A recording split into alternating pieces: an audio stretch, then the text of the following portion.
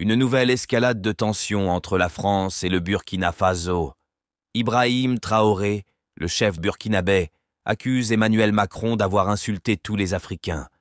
Pourquoi une telle déclaration? Et surtout, quelles conséquences pour les relations entre Paris et Ouagadougou? Restez bien jusqu'à la fin pour tout comprendre.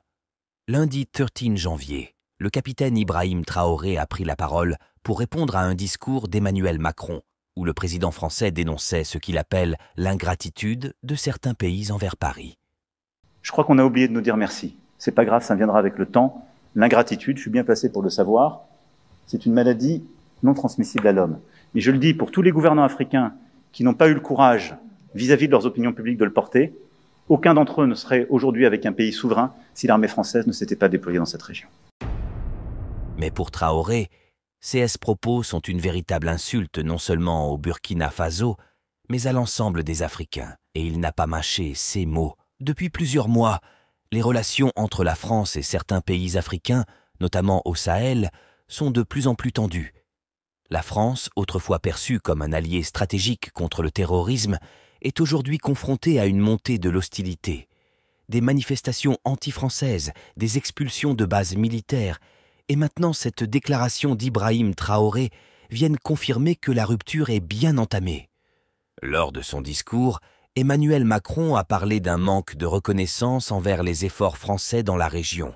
Mais cette déclaration n'est pas passée inaperçue, surtout pas auprès de ceux qui critiquent la politique française en Afrique. Ibrahim Traoré a réagi avec fermeté. Selon lui, les propos de Macron sont une insulte envers tous les Africains. Il dénonce une attitude condescendante et affirme que l'Afrique n'a pas besoin de leçons de morale ou de paternalisme.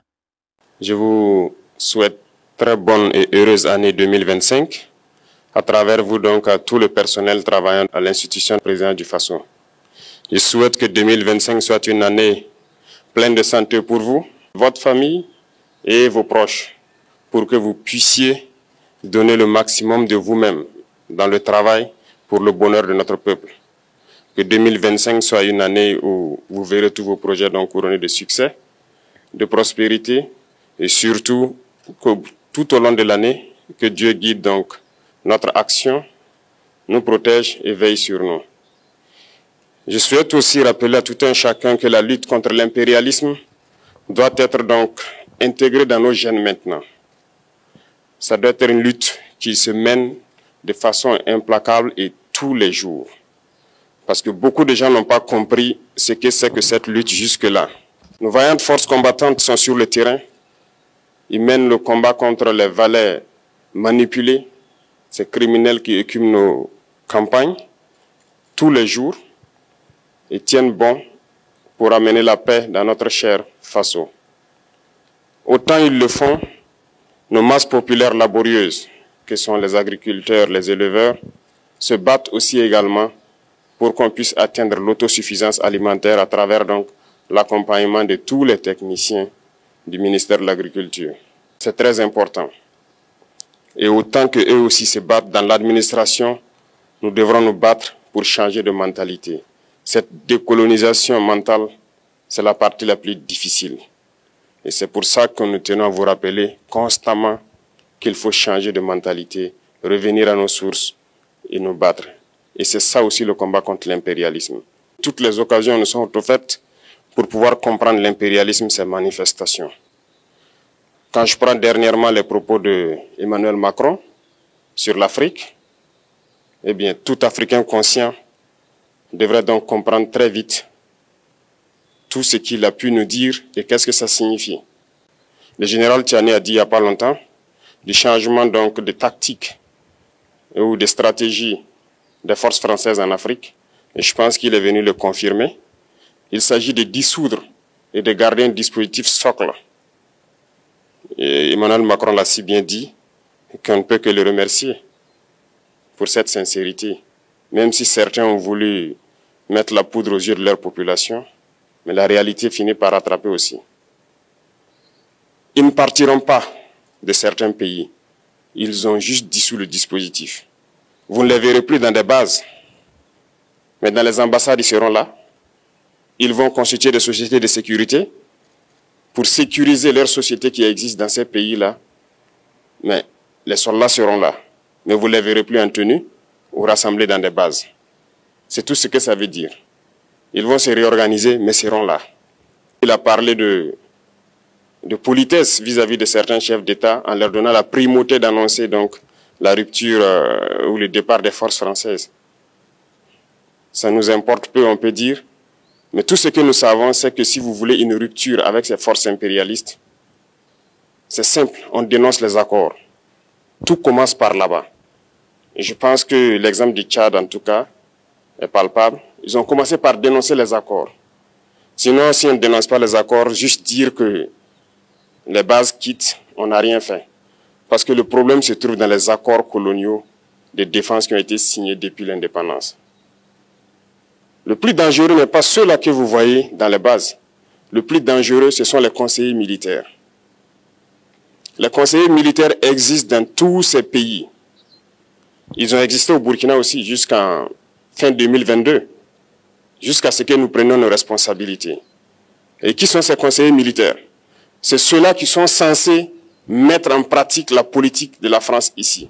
Ils doivent travailler à rendre nos armées très faibles pour que la France puisse toujours avoir l'argument d'exister ici. Sous Blaise Compaoré, ils avaient réussi. Nos sentinelles prenaient donc la garde avec des bâtons. C'est ça que la France veut de nos armées. Lorsque nous arrivons à cette étape, nous n'avons pas le choix que de vouloir qu'ils viennent s'installer. Mais l'armée burkinabé a réussi à un moment donné à se débarrasser des conseillers militaires. Malheureusement, je pense qu'en 2019, après l'opération Otapouanou, où ces Français ont vu que l'armée burkinabé avait encore une capacité de réagir au terrorisme, ils ont appelé le chef d'état-major en France, ils l'ont instruit de reprendre les conseillers militaires dans toute la structure. Eh bien, il n'a pas accepté, mais au retour au pays, les politiques l'ont instruit d'accepter les conseillers militaires. Et c'est là que les conseillers militaires sont revenus dans l'armée burkinabé en 2019. Avec toutes les conséquences qu'on connaît, l'armée était en train de disparaître dans les années 2020-2021. Et d'ailleurs, c'est le moment où beaucoup de militaires ont dû déserter parce qu'il n'y avait plus d'espoir. On était en train de s'effondrer. Voilà un peu comment ils travaillent. À l'état-major général des armées, dans tous les états-majors d'armée, dans les écoles, c'est eux qui sont censés nous dicter la politique de notre armée. C'est eux qui nous disent combien recruter, quand recruter et qu'est-ce qu'il faut en faire. Ils sont dans les écoles pour nous dire comment il faut les former et ainsi de suite. Tant que ces conseillers militaires sont là, vous n'êtes pas indépendant. Votre armée aura juste l'apparence d'une armée qui sera là en train de faire des parades, du cirque. Mais lorsque viendra la guerre, vous vous rendrez compte que la parade, c'est une chose, mais la guerre, c'est une autre chose. Il faut rompre les accords. C'est la seule façon d'avoir une armée indépendante et se construire, être fort. Mais beaucoup de gens ne le comprennent pas peut-être. Et même avec ces accords, la France choisit dans nos États des élèves officiers pour aller les former. C'est à travers ces mêmes accords. Mais en réalité, ces officiers qui partent se former pour la plupart, pour la France, ils viennent pour servir l'État français dans leur pays. Ils ne viennent pas pour servir nos pays. Ils les forment pour qu'ils viennent servir les intérêts de l'État français. J'en veux pour preuve. Lorsque nous nous sommes révoltés, beaucoup d'officiers au Burkina qui ont été formés en France ont été immédiatement contactés pour leur dire que c'est le moment de se mettre en action parce que vous avez été formés pour ça, pour servir les intérêts de la France. La plupart de ces officiers nous ont rendu compte, nous avons pris acte et nous continuons de suivre. Lorsque un officier formé en France arrive dans son pays et par malheur meurt soit par accident ou bien sur le champ de bataille, en France, il y a une nuit d'hommage aux morts dans l'armée, comme partout ailleurs. À la nuit d'hommage aux morts, on cite le nom de l'officier en question et on dit « mort pour la France ». Il ne le forme pas pour servir son pays, il le forme pour servir leur État. Et dans beaucoup d'États africains, il y en a plein de ces officiers. Combien sont patriotes, Dieu le sait. C'est une leçon que Emmanuel Macron a donnée encore aux chefs d'État africains, de se rattraper et de pouvoir vraiment mener cette lutte contre l'impérialisme. Mais en plus de ça, il a aussi insulté tous les Africains dans ses propos. Il y a une partie qui a retenu mon attention là où il parlait d'ingratitude. Et que l'ingratitude est une maladie non transmissible aux humains. Lui, il est humain, notre ingratitude n'est pas transmissible à lui. Voilà comment ce monsieur voit l'Afrique, voit les Africains. Nous ne sommes pas des humains à ses yeux. Peut-être que c'est lui qui n'est pas humain, il ne se met pas dans la classe des humains. Mais s'il y a bien un ingrat, c'est bien lui. Je pense que s'il n'est pas athée et qu'il prie, à chaque matin qu'il se réveille et qu'il prie, il devrait aussi prier les Africains. Parce que c'est grâce à nos ancêtres qu'il existe aujourd'hui une France. Il devra nous prier. À ses yeux, nous ne devons pas être des humains, nous sommes plus que des humains. Ce sont des messages très forts qu'il passe. Moi, je pleure le peuple français. Mais quand même, il est bien pour l'Afrique. Il est un mal nécessaire pour nous. Ceux qui veulent se réveiller, se réveillent.